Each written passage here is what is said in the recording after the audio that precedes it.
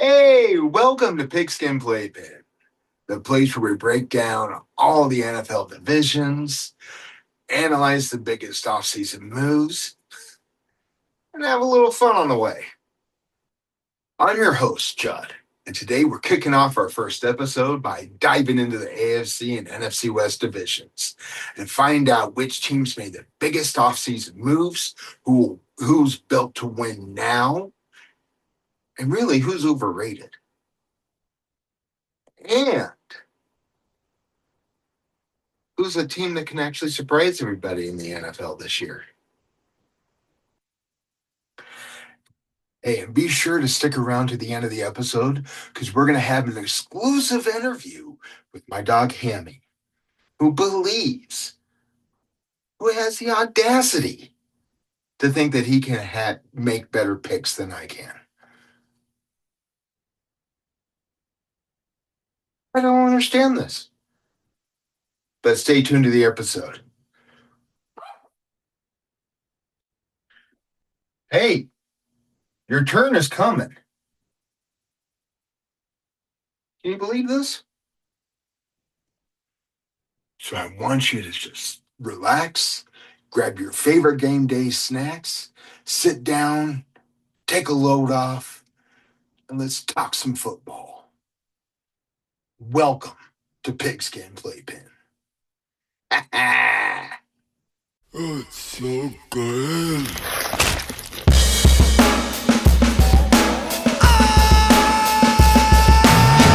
Hey, well, as I said before, we're going to be talking about the AFC West and the NFC West divisions. We're first going to tackle the AFC West divisions. Now, if you're not already familiar with that, the AFC West divisions include the Kansas City Chiefs, the Denver Broncos, the LA Chargers, and the Las Vegas Raiders. Now, we're first going to tackle the Kansas City Chiefs. What the Kansas City Chiefs have done this year is they actually traded away Trent McDuffie, one of their top cornerbacks, over to the Los Angeles Rams. They also lost Brian Cook in free agency also, who's a safety, and he left to go to the Cincinnati Bengals.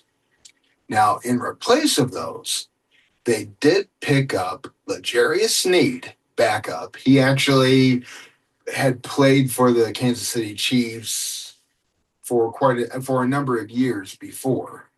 Now they also picked up Alohi Gilman. They have already Tamari Connor, who is arguably their best safety out there. These are going to be good.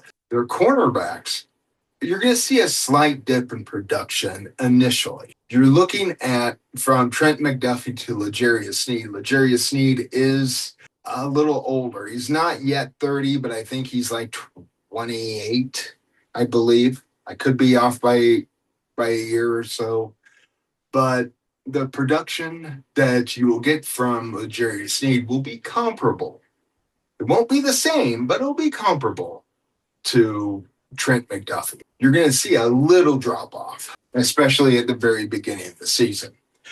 Along with that, you had the loss of Leo Chenal, who a linebacker.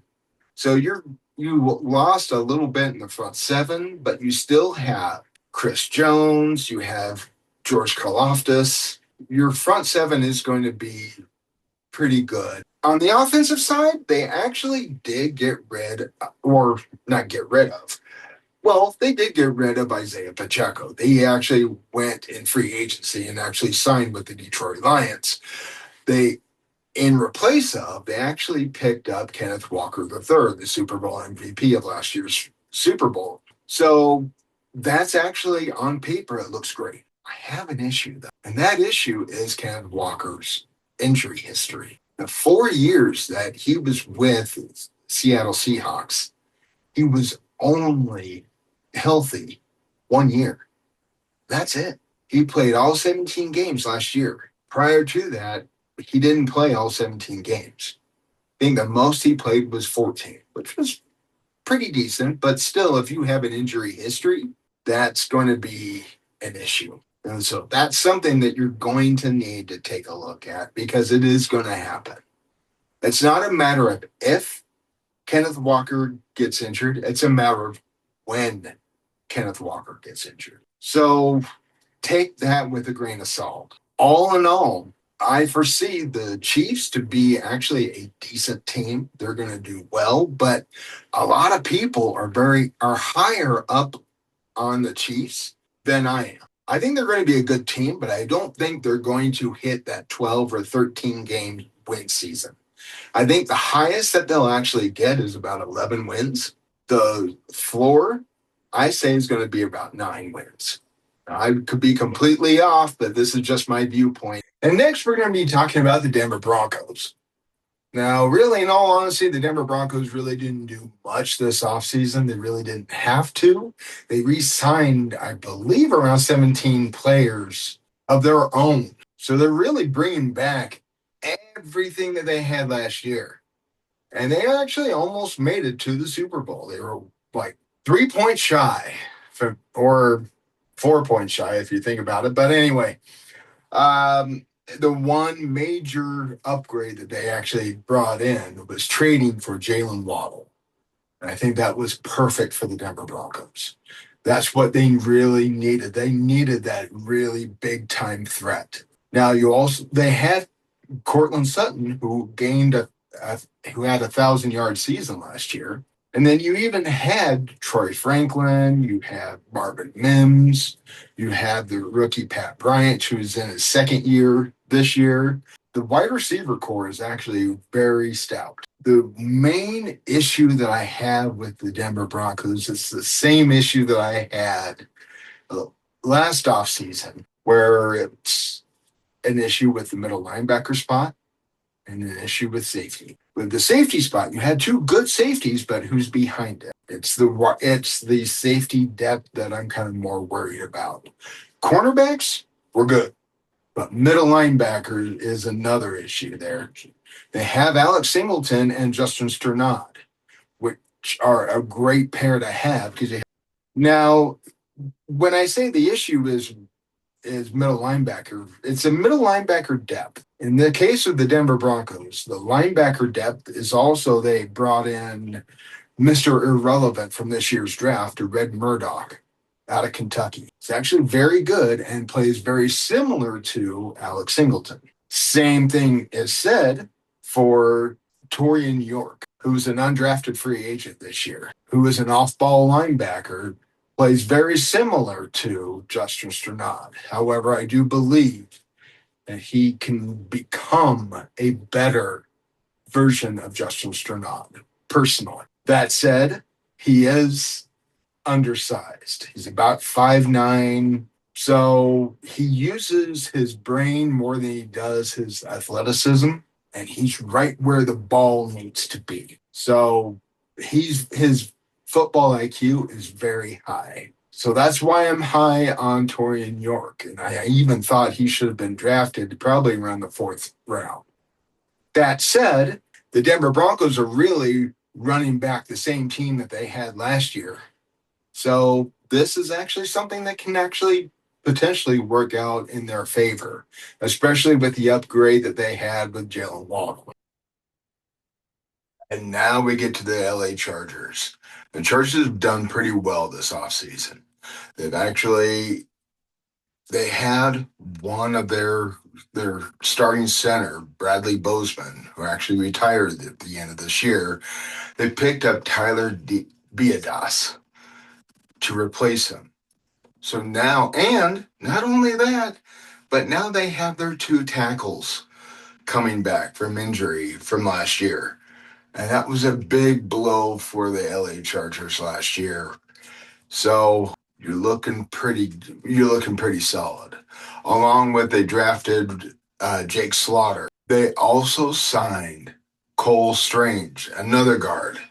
So their whole front line is going to be improved as long as the tackles stay healthy.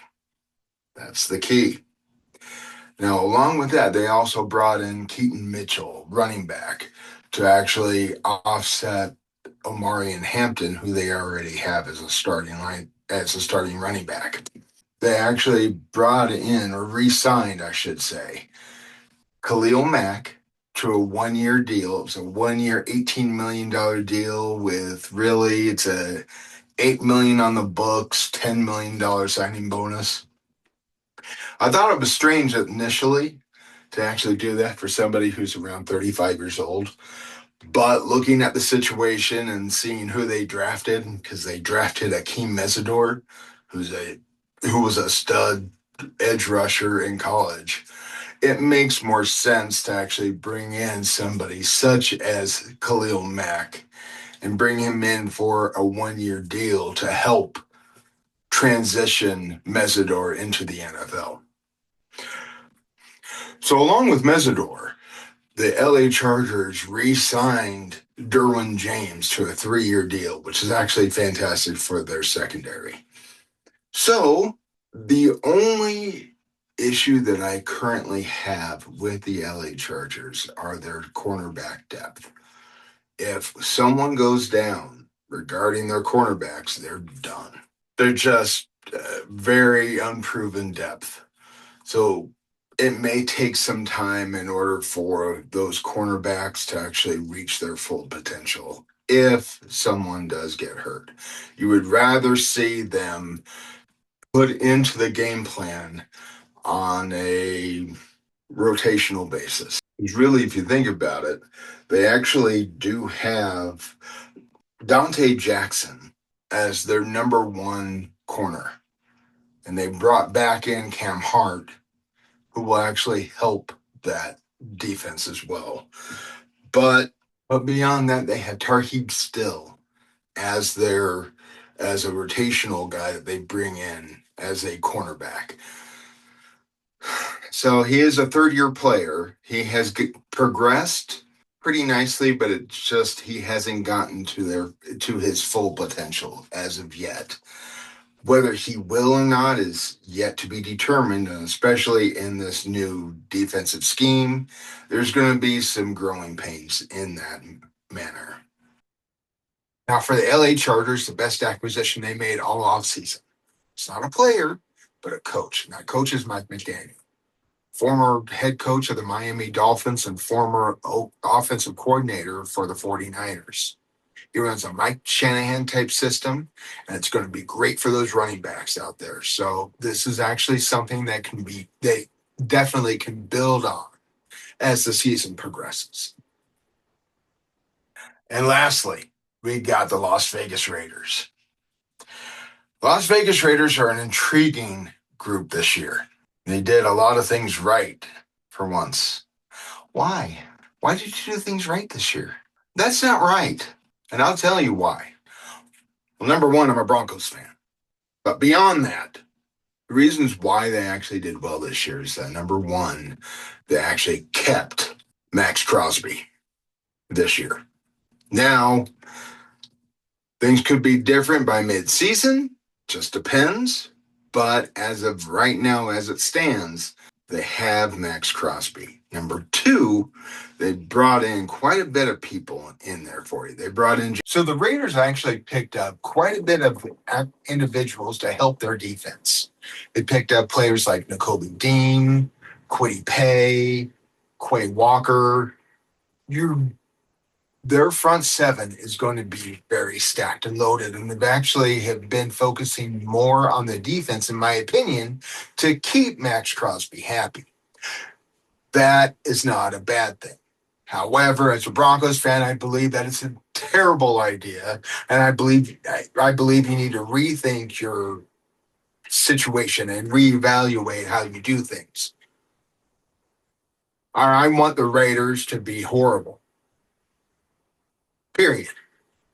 But no, you have to be good. So what the heck is that? Making the division a lot better?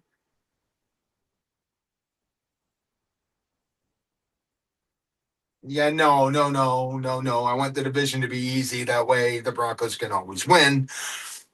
Henceforth, yeah. But I digress because, let's face it, this is not the Judge Show.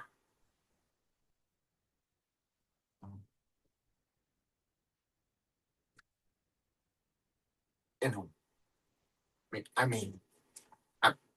know, kinda. Yeah. Yeah. Right? Yeah. Yeah. Maybe. Okay. I'm just going to leave it as such. In any case, the Raiders have done well this year, picking up Clint Kubiak as the head coach, going to be utilizing his system. They already have Brock Bowers and Ashton Genty as offensive weapons. They're solidifying that line, bringing in Tyler Linderbaum. I believe they're going to be a great team.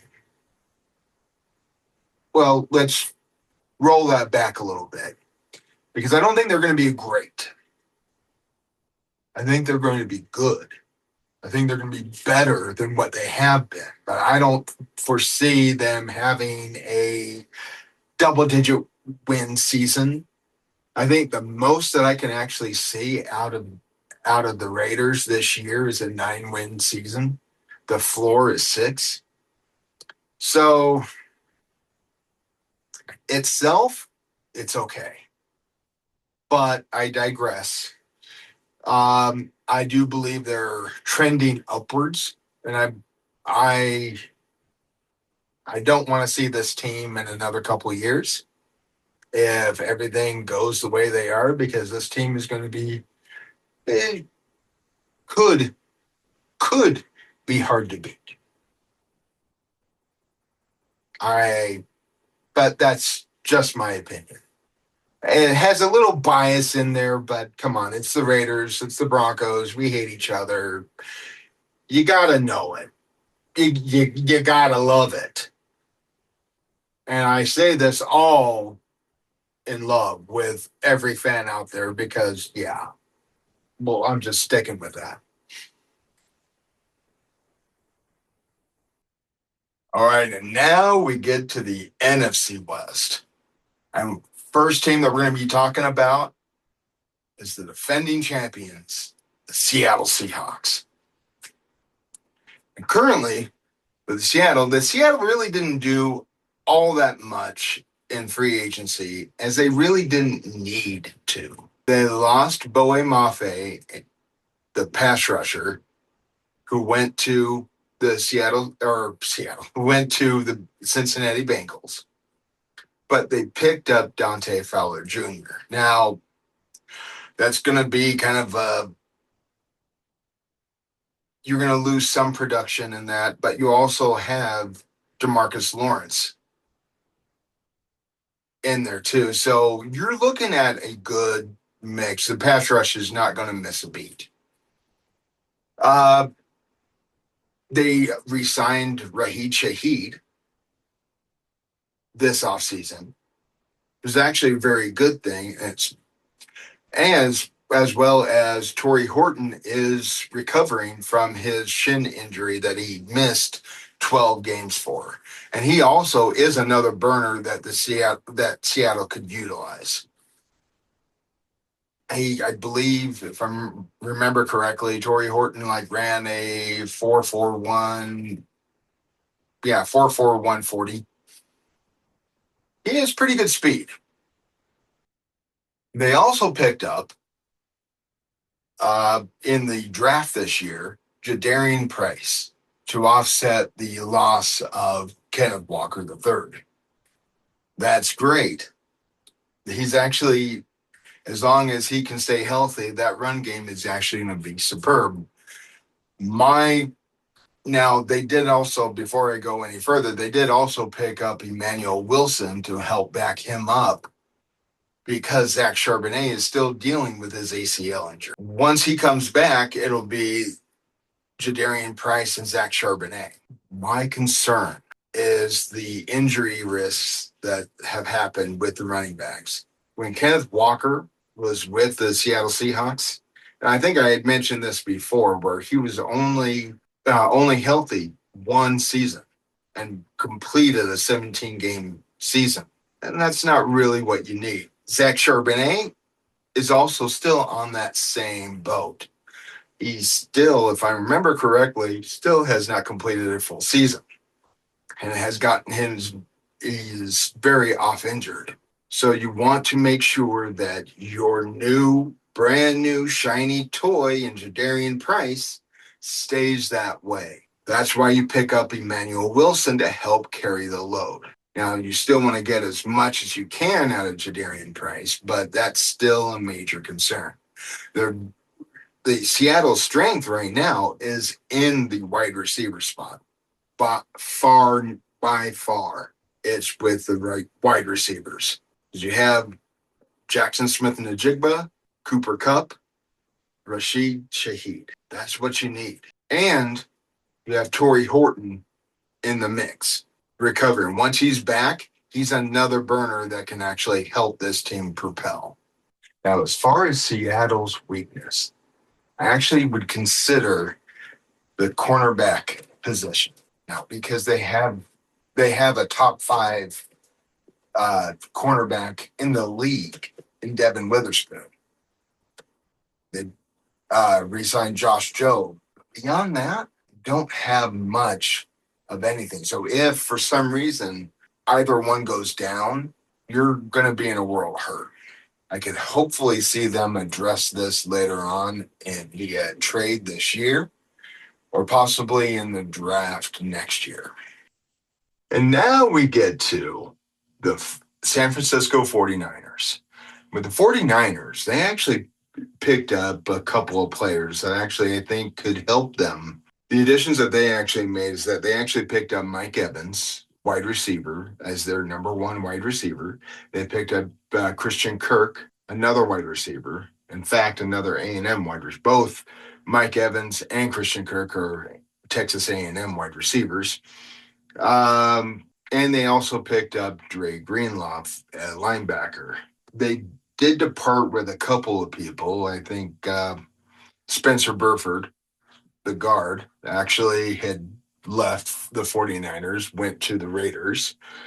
Then you had Jordan Elliott and Kendrick Bourne that departed the 49ers. Now, as I see it, their strengths on paper, and I'll get to this on the reasons why I say on paper. Their strengths on paper are the wide receiver core. I think Brock Purdy is actually going to have a load of fun with these wide receivers. It is with not only with Mike Evans, Ricky Pearsall, Christian Kirk, you have a rookie named Dejon Stribling out of Ole Miss. And oh my gosh, I love this guy. This guy has the speed. Now, the weakness for the 49ers, in my opinion, is that they're a mash unit waiting to happen. With the additions that they brought in, such as Mike Evans, Christian Kirk, and Dre Greenlaw, they all have had injury issues, and they're all over 30. That's not a great thing to have. But this scares me because their play could vary. Not only that, but you also have a running back who has had issues with calf strains and hamstring issues, and Christian McCaffrey. He's a great running back when healthy, but it's keeping him healthy is the key. And the older he gets, the worse it's going to be. Their other issue that I can actually see their weakness, if there's one more weakness that I could put in, it would be their running back depth. Now, they brought in a 3rd-round pick in this year's draft of Kalen Black, who I actually think he did great last year with Indiana with a 1,000-yard season. I just want to see more of that. They also have Jordan James back there too, but I don't trust. It's very unproven depth, in my opinion, that you have behind Christian Kirk. So as soon as it's not a matter of if, it's a matter of when Christian Kirk gets injured. Okay, sorry, I said Christian Kirk, meant Christian McCaffrey. What was I thinking? However, it really could be used for Christian Kirk as well, because even though he is a wide receiver, he does get hurt often as well. So, yeah. Plus, there are too many Christians on this team. What the heck is going on? There can only be one. Now, back to regularly scheduled program. Now, Kalon Black could actually light the world on fire. Fantastic, more power to him. But I would rather want to see it before I can actually will gamble on that decision. Okay, now we talk about the LA Rams. LA Rams had a great offseason. They actually ended up trading for Trent McDuffie during the offseason to solidify that secondary. They also traded for Myles Garrett to help that front seven. And by doing so, I think there's rumors out there that Aaron Donald is coming back. And if so, then it would be wonderful for that front seven. It'd be one of the best in the NFL. Now, for the departures, they had Tutu Atwell leave. They had Rob Haverstein actually retire, if I'm not mistaken. And Jared Verse, in regards to the Myles Garrett trade, ended up going to the Browns, especially when you have a linebacker such as Byron Young coming in and Nate Landman. So you're good at the front seven spot. You're also good with the wide receiver spot with Devontae Adams, with Puka Nacua. You're doing really well. And still having Matt Stafford. Now, as I see it, the Rams' weakness is going to be that number one is going to be the age of the quarterback. Yeah, Stafford is getting up there in age. He's not getting any younger. So you kind of worry right now about injuries. So you want to try to take everything lightly. But if that offensive line keeps him upright, which they have, I don't foresee any issues. Their other weakness itself would actually be the linebacker depth. Now, I said before, Byron Young and Nate Landman are great linebackers. Byron Young, I think, had a total of 82 tackles this past year, or in 2025, as well as like 12 sacks, one forced fumble. You had Nate Landman, who had a total of 132 tackles. He had 2.5 sacks, 4 forced fumbles, and 1 interception. That's amazing. Beyond that, you do have Josiah Stewart. Josiah Stewart's going to help you. You're hoping. Well, actually, he had a pretty good season last year with, I think, 22 total tackles. He had 3 sacks and 1 forced fumble. And that's great for a rookie. You just hope he doesn't have a sophomore slump. Beyond that, though, they really don't have anybody else. Their linebacker depth, it's kind of short. So something to focus on, because if something happens to any of your starters, you want to plug and play, get people in there, get people going. But all you have is pretty much a potential. So you take it with a grain of salt. That X factor, though, for that Los Angeles Rams team would be Sean McVay. And that's always, in my opinion, the X factor. It's always his coaching. And his coaching is always elite level. Now we actually go to talking about the Arizona Cardinals. And the Arizona Cardinals, they're in a kind of a tough position. They actually brought in a brand new head coach, shiny, of Mike LaFleur. Now, during the offseason, they tried to solidify that offensive line, which is what was needed. So he brought in Isaac Samala from Pittsburgh as a guard.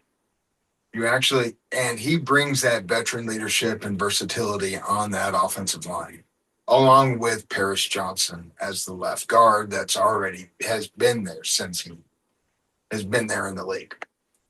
You brought in Tyler Algier, who actually provides you with a little bit more running back depth that's needed. You bring in somebody like Kendrick Bourne, who actually helps you with your wide receiver depth and bringing more help alongside of Marvin Harrison Jr. You also bring in Devin Duvernay, who not only will help you with your wide receiver depth and train to stretch the field, but he will also help you out in special teams as a returner. And lastly, they brought in Gardner Minshew, who will help the Cardinals with their quarterback depth. I'll talk about that in just a second.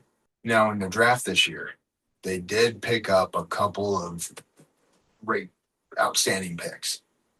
One is Jeremiah Love. They got a lot of hate for initially when doing that, just because they had a lot more holes to fill than a running back position. I get it. But in the long run, I think it's better suited for them to pick up Jeremiah Love because you're going to have a better offensive line that's going to fight you. So they picked up Jeremiah Love in the first round. In the second round, they picked up Chase Besantis, a guard / tackle that played for Texas A&M. Now, here's the kicker on this, is that I've actually seen Besantis play. He's a great guard. He's going to compete for a starting position this year as a guard, opposite Isaac Small. So there's a potential of that happening. You'll like this guy because he does have a tenacity and brings what I call the nasty. His mindset is he has a motor that doesn't quit.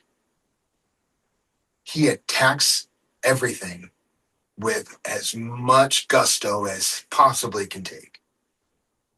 He is a great person to have on your team. There is a limitation, though, so that his arm length is not suited. He doesn't have the long arms that you would need as a tackle position.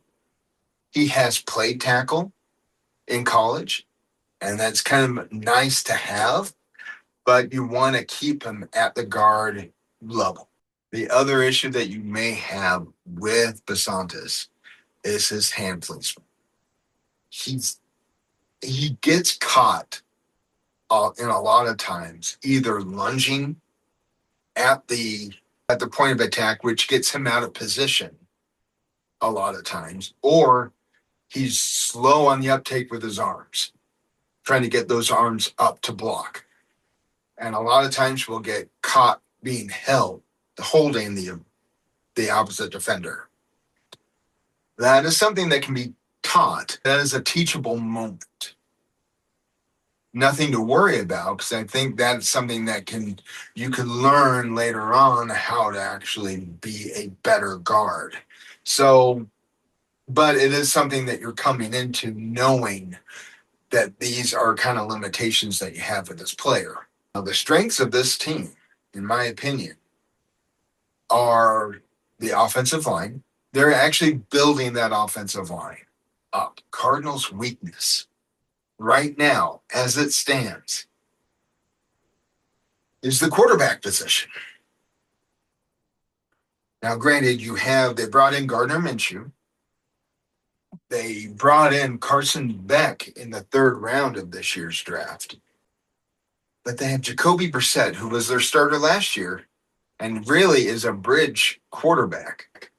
But he is, as of the today of this filming, has not signed a contract extension. So now the Cardinals have to go, okay, well, who do we have?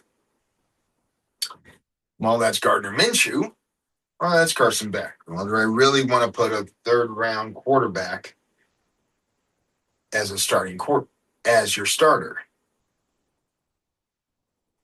I'd say no. You want to put in somebody who has starting experience, and unfortunately, that's Gardner Minshew. I believe that Carson Beck is a project, and it's going to take a couple years for Beck to actually see his potential. I'm just I'm just shocked right now at this position that this is where we are with the Cardinals. I think overall the Cardinals are getting better this year, and I think there's a lot of potential there. Do I actually foresee the Cardinals to have any wins this year? There's a lot of people out there, a lot of people that I've seen in the news where people are saying that no, the Cardinals are going to go 0-17. I don't really. You actually think that? Well, wait. You'll get your turn to actually say what you want. It's okay. So moving forward, sorry, he keeps asking. He keeps wanting to chime in. And yeah, okay, you know what? Let me have my turn. He can have his. We're still good. We're good. In any case, a lot of people are saying that the Cardinals are going to go 0-17, winless this year. Would I be surprised if that happened? No. Do I think it's going to happen? No. I actually think that they can actually squeeze out 1 or 2 wins this year. It depends on who they have as quarterback, but I believe their shot is early in the season. That's me. That's what I believe. So let's see what the Cardinals can do this year. Doesn't look great, but they could end up looking at a quarterback in next year's draft. So it's that time of the episode where we actually now have the exclusive interview with Hammy, our co-host. So, Hammy, there are a lot of football analysts out there in the world. What makes you more qualified than them to make NFL predictions?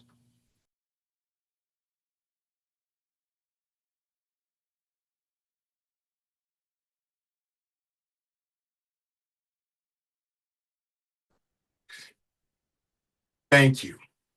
Thank you, Hammy. Now, for the second question. You've never played a down of football in your life.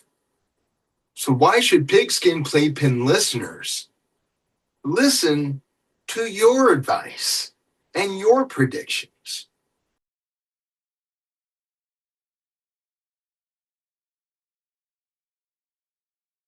And Hammy, we have the final question for you today. Is your success based on your football knowledge, your nose for curiosity, or are you just following treats?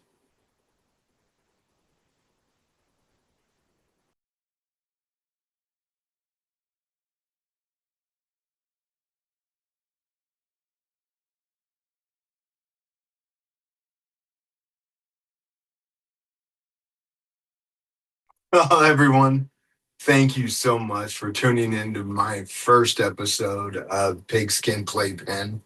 I hope you've enjoyed it. If you have, please like and subscribe, write a comment. I would really appreciate it. If there's something there that you would actually like more of, please let me know. I certainly want to help this channel grow, and I can't do that without you. So thank you very much, and I hope you have a wonderful rest of your football season.